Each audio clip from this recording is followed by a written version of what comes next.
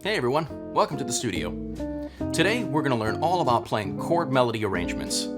If you've seen any of the episodes in my Improvise Like a Pro series, you'd know that I absolutely love playing chord melody style arrangements. I think it's a super fun way to play, both in an unaccompanied setting as well as with a trio, since it allows me to fill up the harmonic space like pianists will tend to do. Today I'm going to demystify the concept of arranging a standard tune in this way for you. We'll start out by learning how to do this with some simple but familiar chord voicings, and then we'll learn a more complex but harmonically interesting way to play the same tune. You guys ready? Let's get into it.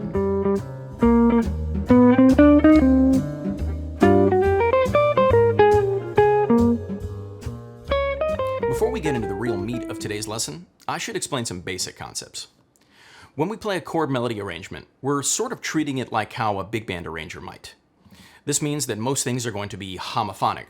Well, that means that the chord and the melody play the same rhythms to make things feel really tight. On the guitar, we also have to contend with the fact that in any given position or chord, our range and number of possible notes is somewhat limited. As a general rule, it's best to keep the melody notes on the top strings, B and E, and put the accompaniment on the inner strings, D and G. If we choose to have any active bass at all, it's either going to be on the E string or the A string. Something else to keep in mind is that we don't always need to play a chord. Sometimes we can let the listener's ear fill in the space by playing a chord, and then just playing some single notes before playing another chord. Let's use the tune There Will Never Be Another You as a case study today and play through a somewhat simple arrangement of it first. I'll play through my version of it and then give you a breakdown of some of the moves that I made. Here, take a listen.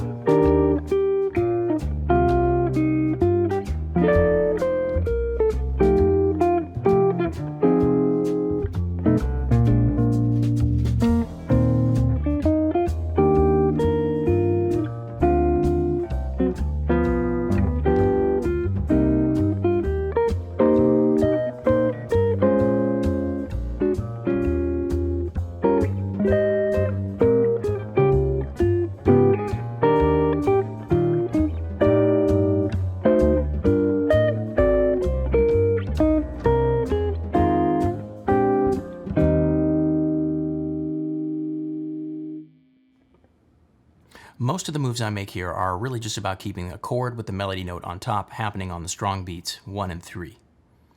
Starting off, I'm not worried about playing a chord with this low B flat, so I just kind of treat it like a pedal point and hang it out to dry by itself. The first chord that I actually play is this E flat 6, even though on most lead sheets the chord is written as E flat major 7. To me, keeping the melody note on top is more important though, so I went with this voicing and then played some single notes out. As a push into the next measure, I played this super familiar root position major 7 voicing because the melody is on the top here. Hold that out and play the next melody note by itself.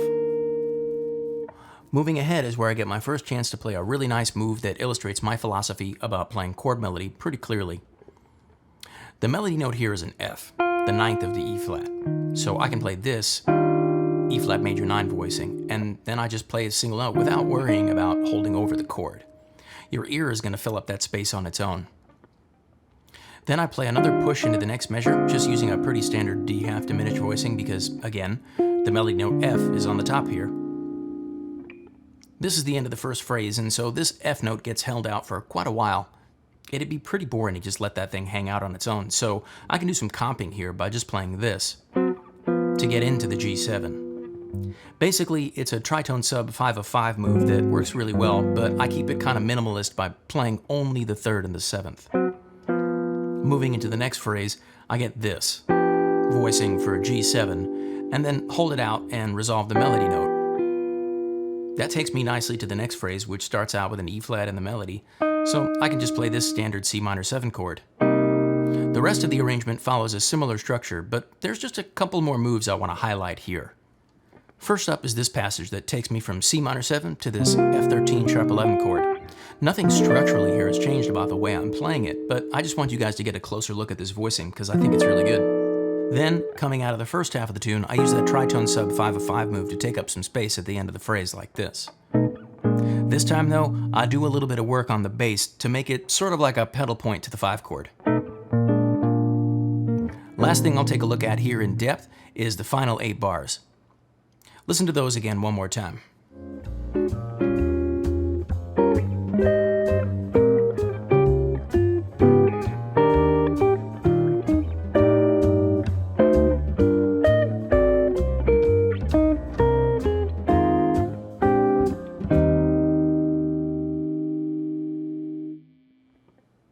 So starting off, the structure is pretty simple, but in my opinion, it's also pretty effective.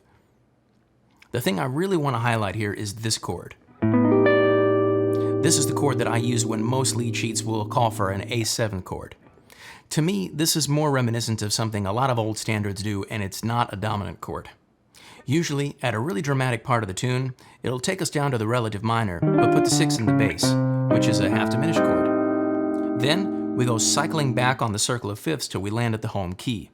In E flat, that means we get an A half diminished, a D7, most of the time with the flat ninth, G minor 7, C7, F minor 7, B flat 7, and then finally we make our way back to E flat. And wouldn't you know it, that's kind of what's happening here, except there's a D in the melody. So here's the chord that I played. This is a C minor major ninth over an A, which kind of works out to be this really strange A half diminished chord with the natural 9 and the 11th in the melody. Pretty wild stuff, but I think it's perfect for this moment. Then I used a diminished for the D7. It's pretty standard stuff all the way through to the end. You'll notice I end on this E flat 6 chord though instead of a major 7. Again, that's because this is the cleanest way, to my ears at least, to get the E flat in the melody to sound the best and to make the resolution here to the tonic sound the smoothest. Now let's check out how we can spice up this arrangement by using some more passing chords as well as some really cool 6 diminished concepts. Check out the whole arrangement up to tempo up first.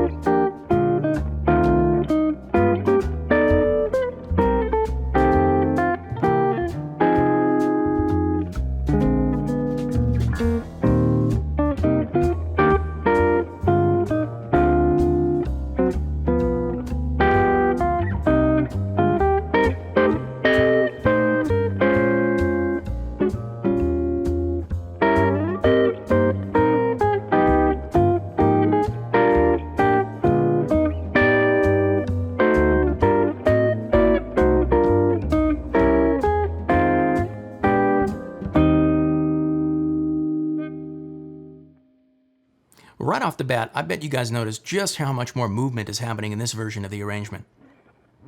I started off the same way with the same chord, but then immediately saw an opportunity to make use of some 6 diminished ideas here. I landed on this E flat major 7 chord as a push into bar 2, but I'm really thinking of this as being E flat 6 with 1 borrowed diminished note.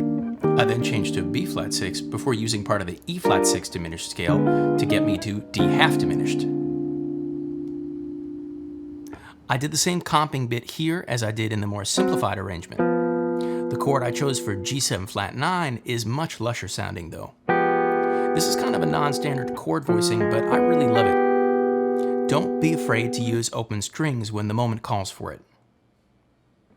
This chord then resolves really nicely into the C minor 7 that comes next, and then I can use more E flat 6 diminished to finish up the phrase where I land on this D flat 6 with 1 borrowed diminished note on top for the melody. Let's skip ahead a bit and check out how I handled the last phrase of the first half of the tune.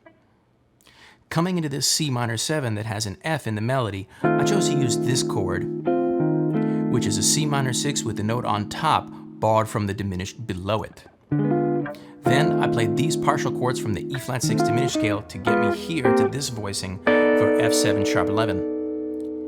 It's the same voicing basically as the simpler arrangement, but I just dropped the root to make the texture more consistent here. Then I used C minor 6 diminished to play out the melody up until here.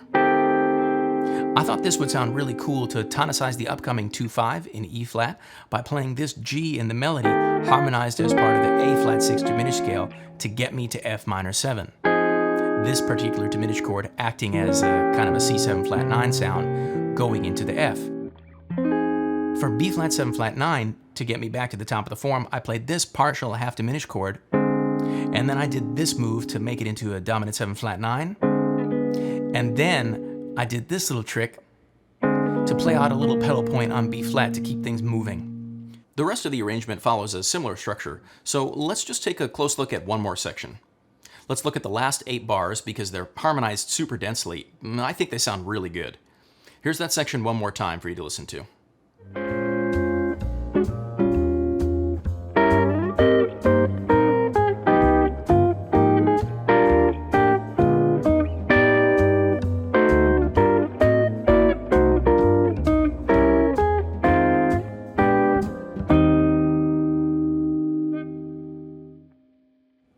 So right away, I'm playing E flat 6 for all these voicings of A flat major 7 to get the melody notes on top and to keep things harmonized really tightly. Then I switched to this voicing, which is an A flat minor 6 with one borrowed note on top for the melody. I kept A flat minor 6 for the remainder of that bar and then switched to B flat 6 diminished. I decided to keep that really crunchy sounding chord from the simple arrangement for the A half diminished. And then for the last phrases, I slipped between B flat 6 diminished and G minor 6 diminished for this section. Keep an eye on this diminished chord I played over a C7 flat 9. Nothing super weird harmonically here, but technique-wise, I used a crossbar like this in order to keep the chord held out while I moved the melody. Finally, I substituted A flat 6 for this F minor 7 to keep the melody note on top. And then I got to use my favorite dominant 13 flat 9 voicing to give me the sound of the B flat 7 flat 9, and resolved it to this really simple E flat 6 chord to make the melody sound really consonant. Thanks for sticking around to the end of the video. I hope I've been able to give you guys some insight into my thought process behind arranging a chord melody solo like this. I always thought this was just the coolest sound when I was first learning to play jazz, and learning how to do it myself was so rewarding and really helped me to understand how chords move on the guitar. Let me know down in the comments how you first got exposed to this type of playing. If you're looking for a full transcription of both of these arrangements, you can find them over on my Patreon page for as little as $10 a month. You'll also get access to all the rest of the written content from my other videos, as well as monthly patron-only bonuses. I'm truly thankful to my incredible patrons, PH, Trent Taylor, Cedric, Damon, Paulette Christopher, Josh, David Zuckerbraun, and Jazz Luminaire patron Vibhav Babadi. Thank you all so much for your support. Make sure to give the video a like and subscribe to the channel if you found this helpful. It really helps me out.